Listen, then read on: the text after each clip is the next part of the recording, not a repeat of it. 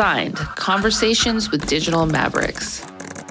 Welcome to Signed, Conversations with Digital Mavericks. My name is Anita Sharma and I'm your host. Super excited because this is our recap of season 1. I can't believe we did it. We made it this far.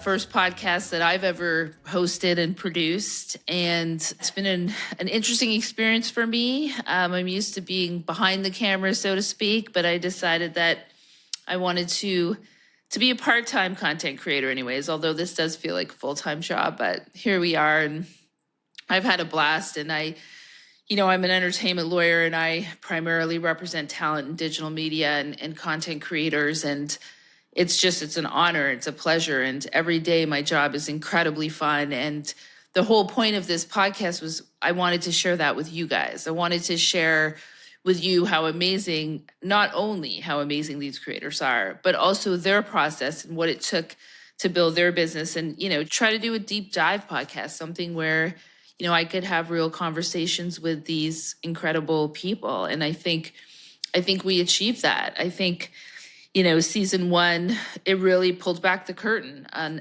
how these digital mavericks operate, behind the scenes, beyond the algorithm, outside the spotlight.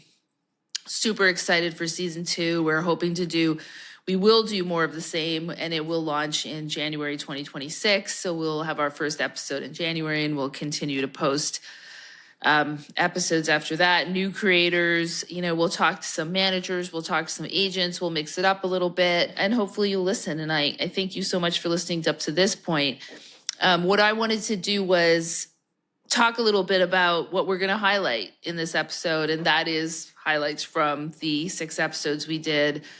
And I did make notes because I am an attorney and I like to be somewhat prepared. So I just wanted to say a little bit about our incredible guests and things from each episode that jumped out at us, which we will include in this episode just because I think it's worth listening again. So, Drew Afwalo, what an amazing person. And she showed us that, reaching the top doesn't always bring all the answers. It's not all that it's cracked up to be. She started out at the NFL and realized that, hey, this isn't everything it's cracked up to be, and managed to pivot, and, tens of millions of followers later. I mean, here she is. Even in that vein, they didn't really care for my ideas as much as I wish they did.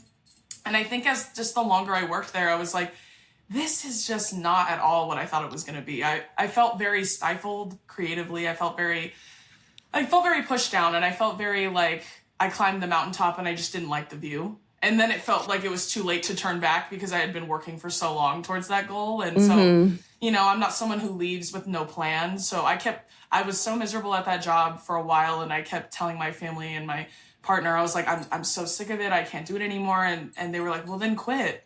And I was like, well, okay, you're talking crazy because I don't have another plan. The Virgo's like, no, please, no, exactly. I can't do it. Exactly. So I just think that we weren't aligned creatively. What's ironic is that, and they hate when I say this, but I don't care because it is true. Part of the reason that they let me go was because they said that I couldn't grow the following. It turns out I can't. Wow, that is so hilarious. Well, that's what makes it so ironic. Right. If they had just let you do what you are so good at doing, right? And it's just, this is the thing about these corporate jobs. And no, I hear you. It's so funny. It's like a be careful what you wish for situation, right? Like I was the same way. Like I graduated from law school, ended up at this huge New York law firm, and was miserable. And that's supposed to be the pinnacle. And you're just like, I was just like, I can't do this. It was, but I hear you. I can relate to you on that. And so you quit. Yes, I did. Well, I was fired. Well, they let you go. Right, of course, because you couldn't build a following. Yeah, they asked me to go. They politely asked you for your letter of resignation. Yeah. And then I went because they asked me to go. Right. But when I did leave, I think like 2 weeks later, the pandemic hit. Oh, wow. Everybody was at home.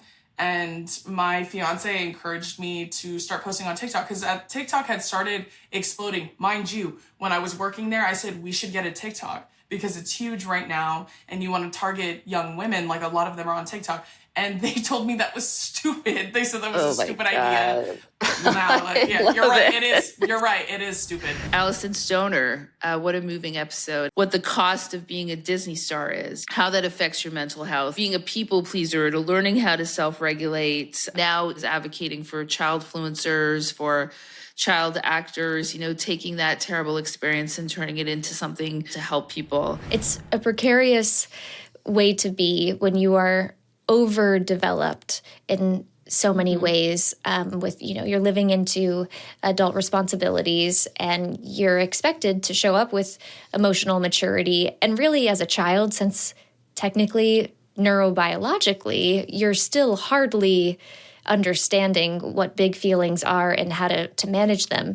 Really, any child who on the surface seems like the most obedient and well-behaved child usually is learning some kind of strategy around people-pleasing or neglecting their own needs in order to maintain peace, but we're then viewed as being mature adults. And I think that's important to name. I can't tell you how many times people referred to me as a reliable veteran on set. And as a child. Yes, right. And in many ways, I did often have more work experience than some of the adults on set. However, my stage of development was still so early. And so on the flip side, I lacked some of the normal and expected, dare I say, healthy biological developmental milestones, and some of the simple tasks, like you're mentioning, remembering to brush your teeth, remembering to brush your hair, knowing how to put an outfit together. And I remember later on feeling so self-conscious anytime I tried to interact with people my age, because I could talk about world politics if needed, and I could, deliver a speech on a stage for 100,000 people. But if you asked me just what I thought was fun, cool, hip, trendy, what songs I listened to, what kind of jeans I like to wear, I just had no social skills, no reference points. And so I think that's, it's a bittersweet way of being able to name the specialness of these once-in-a-lifetime experiences and the simultaneous sacrifice of all the other aspects of my childhood. Shan Boodram took us back to the beginning, her first big video, her early days in LA, the fear, the doubt, and the reminder, you can't connect the dots moving forward. Sometimes you just have to jump in, you just have to do it, you have to take chances, and hers have definitely paid off. I remember your early videos. Like, I remember talking about being like not in a non-monogamous relationship and things. Like, I was like, wow, like, this woman is so cool. Like, I've never heard anybody talk about this stuff openly. And then Jared, your now husband, would like come on, and you guys you were like the sexiest, coolest couple, talking like so open, and you still are, but talking so openly about this stuff. And I'd never seen anything like it. Oh, that's so beautiful. Yeah. So it was kind of 2000, to answer your question, the first big video I had, I think, was the biggest mistake that women make during sex.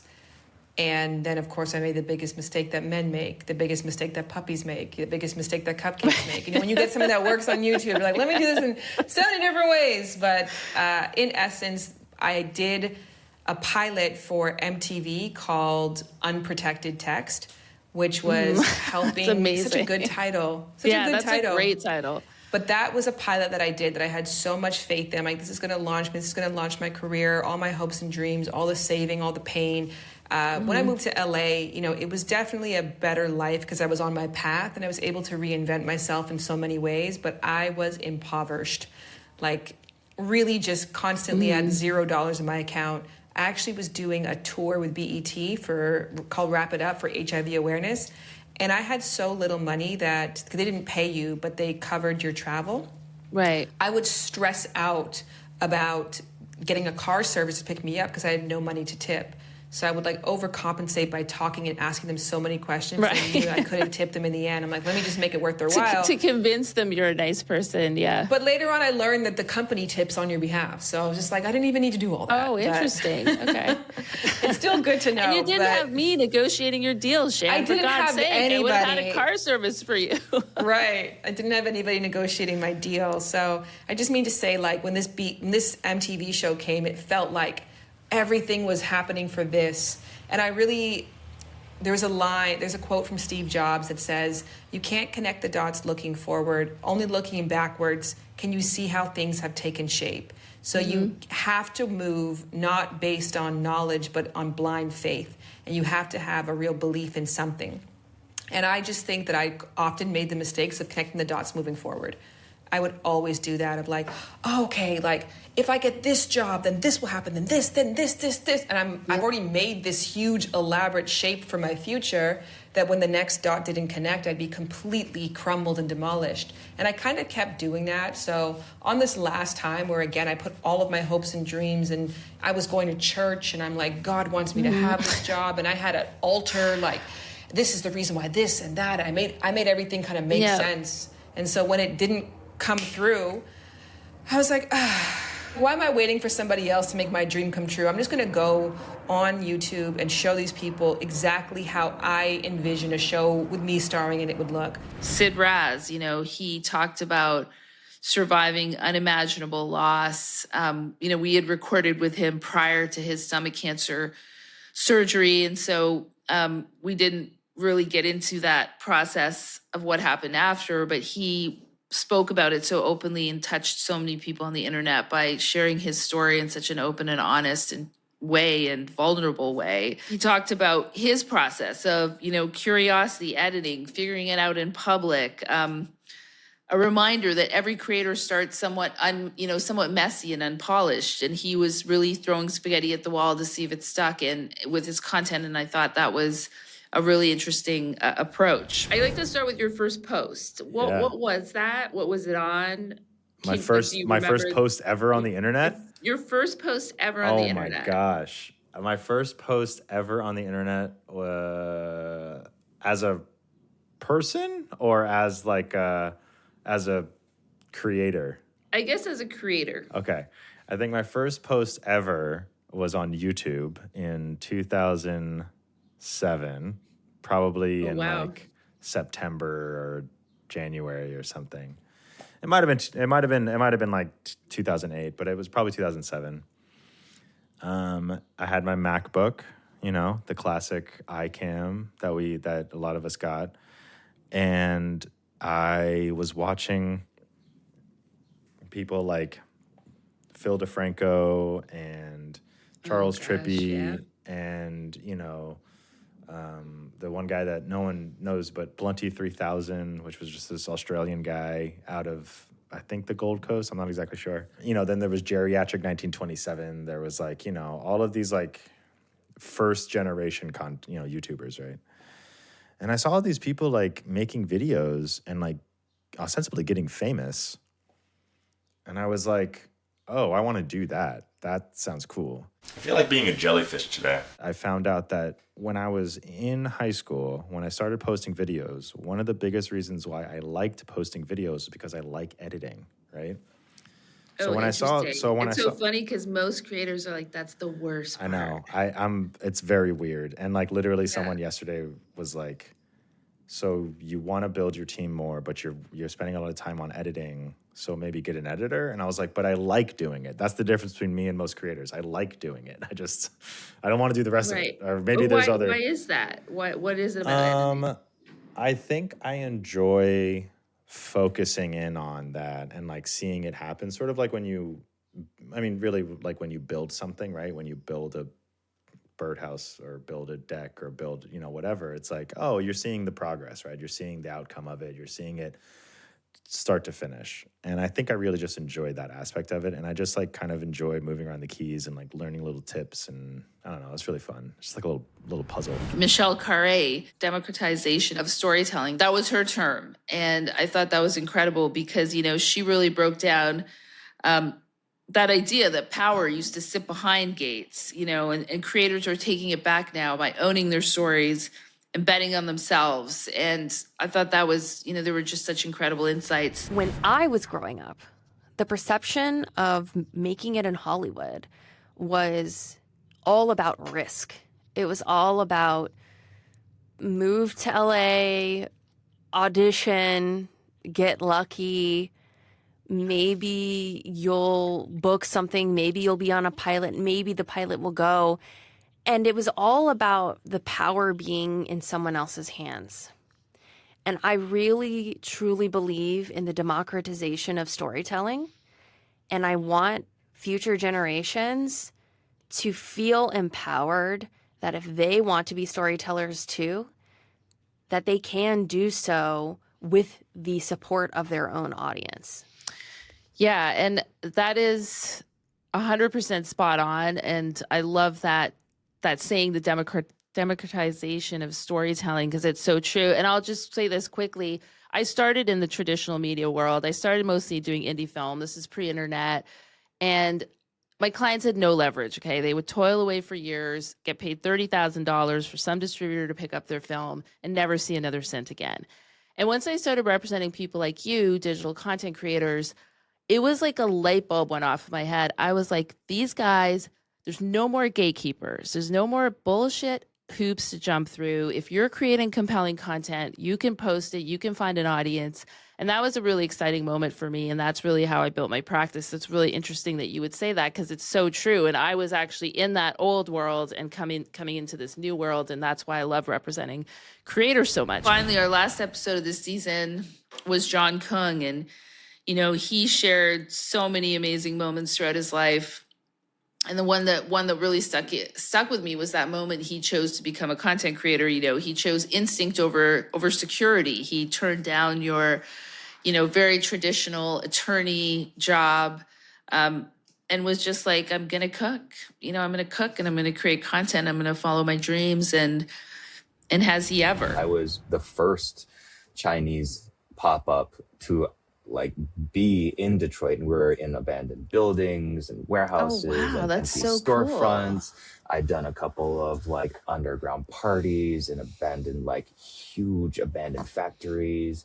It was. So you did rave / yes, cooking pop-up? Yeah. Fried chicken and satay at the rave. Nice. Yeah, we out there. And it was amazing.